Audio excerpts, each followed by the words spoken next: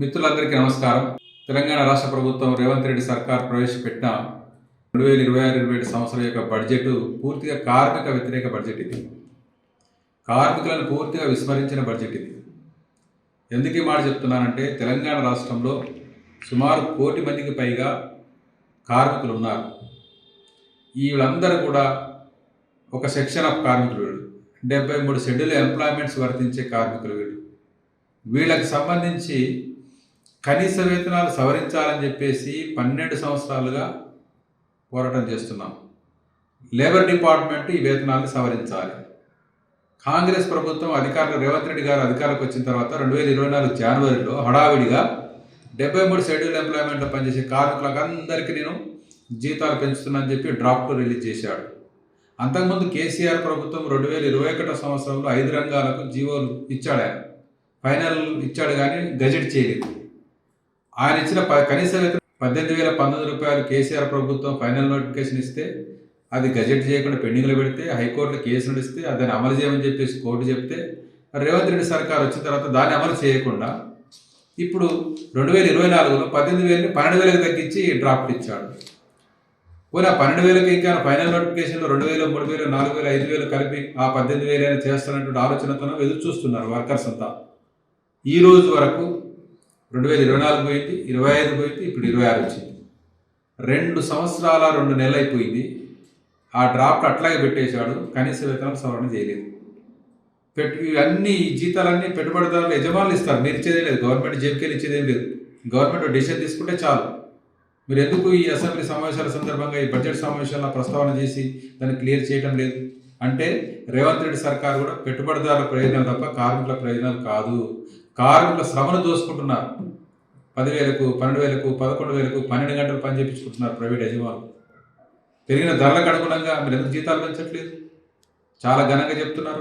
4,16,931 రూపాయలు తెలంగాణ రాష్ట్రంలో తలసరి ఆదాయం పెట్టారు. అంటే ప్రతి వ్యక్తికి సంవత్సరానికి మొత్తంగా చూసుకున్నప్పుడు తలసరి ఆదాయం 4,16,931 రూపాయలు అంటున్నారు. దేశంలోనే దేశవ్యాప్తంగా తలసరి ఆదాయం కన్నా రెట్టింపు అని చెప్పారు. ఇప్పుడు మరి మీరు అక్కడ ఉన్నటువంటి బడా పెట్టుబడిదారులు, ఐటీ కంపెనీలు, కార్పొరేట్ కంపెనీలు, లేకపోతే ఫార్మా కంపెనీల యజమానులు, లేకపోతే రియల్ ఎస్టేట్ వ్యాపారస్తులు, రకరకాల సంస్థల యొక్క ఆస్తులన్నీ కలిపి పేద కార్మికుడి నుంచి అందరి ఆస్తులు కలిపి కుప్పబోసి దాన్ని విడగొట్టి జనాభాతోన మీరు 4 లక్షల రూపాయలు సంపాదించుకుంటున్నారని చెప్పేసి చెప్తా ఉన్నారు. చాలా అభివృద్ధి అయ్యమని చెప్పి చెప్తా ఉన్నారు దేశంలో. మరి ఇది ఎంత తప్పుడు పద్ధతితో చూడండి. జనరల్ లెక్కలు కట్టవచ్చు అట్లా, కానీ నేను తలసరి ఆదాయం అయితే మా కంపెనీలో పనిచేసే కాంట్రాక్ట్ లేబర్కు కనీస వేతనం 11,560 రూపాయలు ఇప్పుడు ఇస్తున్నారు. 11,745 రూపాయలు ఇస్తున్నారు కాంట్రాక్ట్ లేబర్కు జీవో నెంబర్ 11 ప్రకారం. ఈ 11,000 రూపాయలు ఇంటూ 12 నెలలు కలిపితే ఎంత అవుతుంది? 1,10,000 కూడా కాదు.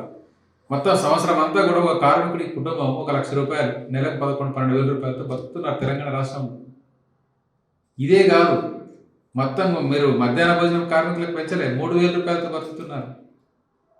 మెడికల్ డిపార్ట్మెంట్లో కాంట్రాక్ట్ లేబరు 11,000తో బతుకుతూ ఉన్నారు. గ్రామ పంచాయతీ కార్మికుడు 9,500తో బతుకుతూ ఉన్నారు. మున్సిపల్ కార్మికుడు 11,000, 12,000, 13,000తో బతుకుతున్నారు. ఇండస్ట్రియల్ వర్కర్స్ అయితే అసలు చాలా రకాలుగా మైగ్రేట్ వర్కర్స్ ఇంకా తక్కువ ఇస్తున్న పరిస్థితి చూస్తున్నాం. అంగన్వాడీ ఆయాలకు 7,000, 8,000 ఇస్తున్నారు. హెల్పర్లకు 13,500 కూడా సరిగ్గా ఇవ్వట్లేదు. ఈ రకంగా చెప్పుకుంటూ పోతే మొత్తం స్కీమ్ వరకు ఈరోజు ఫీల్డ్ అసిస్టెంట్ గ్రామీణ ఉపాధి హామీ గురించి గొప్పగా చెప్తున్నారు. మీరు మహాత్మా గాంధీ తీసేస్తున్నాడు, పేరు తీసేసిన మరి మీరు ఇక్కడ ఫీల్డ్ అసిస్టెంట్ సుమారు 7-8 వేల మంది ఎందుకు 10,000తోనే ఎందుకు జీతాలు పెంచలేదు? వాళ్ళకు ఫీల్డ్ అసిస్టెంట్ జీతాలు పెంచరు. ప్రైవేట్ ఇంజనీరింగ్ కాలేజీల వాళ్ళకు ఒక జీవో ఇవ్వరు. ప్రైవేట్ ఇండస్ట్రీ వాళ్ళకు జీవో ఇవ్వరు. ఏ రకంగా చూసినా కూడా మొత్తం కార్మిక వర్గానికి ఒక మొండి చేయి చూపించినటువంటి బడ్జెట్ ఇది అని చెప్పి సందర్భంగా చెప్పదలుచుకున్నాం. మొత్తం కార్మిక సంక్షేమం పేరిట మీరు ఇచ్చేటువంటి కేటాయింపులన్నీ చూస్తూ ఉంటే కూడా 995 కోట్లు అని చెప్పారు. దీంట్లో అన్ని జీతభత్యాలు, మెయింటెనెన్స్ అవి ఇవే ఉంటాయి. కార్మికులకు వచ్చేదేమీ లేదు. రెండవది పరిశ్రమల శాఖ 3,490 కోట్లు కేటాయించారు. పరిశ్రమలకు యజమానులకు ప్రయోజనం కలిగిన భూములు కొనడం, డెవలప్ చేయడం, వాళ్ళకి రాయితీలు ఇవ్వడం, వాళ్ళకి అన్నిటికి సంబంధించింది. రెండవది ఈరోజు మొత్తం భవన నిర్మాణ కార్మిక సంబంధించిన వెల్ఫేర్ బోర్డులో మీరు చెప్పిన లెక్క ప్రకారం చూస్తూ ఉంటే అసలు కార్మిక సంక్షేమం కనబడతలేదు.